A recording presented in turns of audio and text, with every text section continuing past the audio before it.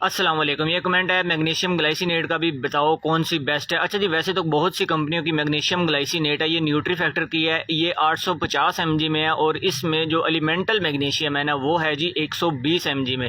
मतलब original magnesium की जो डोज मिलेगी आपको वो 120 mg मिलेगी। बहुत सी कंपनियों की मैग्नीशियम ग्लाइसिनेट है। अब ये चेक करें, 850 mg आपको दे रही है 120 mg एलिमेंटल मैग्नीशियम। फीमेल की जो डोज है नॉर्मल वो है 300 से 330 और मेल की है 400 से 430 mg जो डेली बेस पे आपको चाहिए होती है मैग्नीशियम की। अच्छा, ये 850 mg 120 mg में दे रही है एलिमेंटल मैग्नीशियम, और जो 1000 mg में बना रहे हैं वो तकरीबन 150 या 60 mg एलिमेंटल मैग्नीशियम आपको प्रोवाइड कर रही है।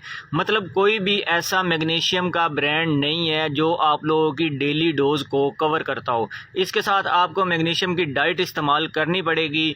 और बाकी आप लोगों को मैं यही सजेस्ट करूंगा कि अगर आप ज़्यादा बेहतर है, क्योंकि यहाँ पे भी पैसे लगा के आप लोगों को पूरी डोज नहीं मिल रही, तो मेरे ख्याल से ऐसे सप्लीमेंट जो है वो आप लोगों को इस्तेमाल हरगिज़ नहीं करने चाहिए।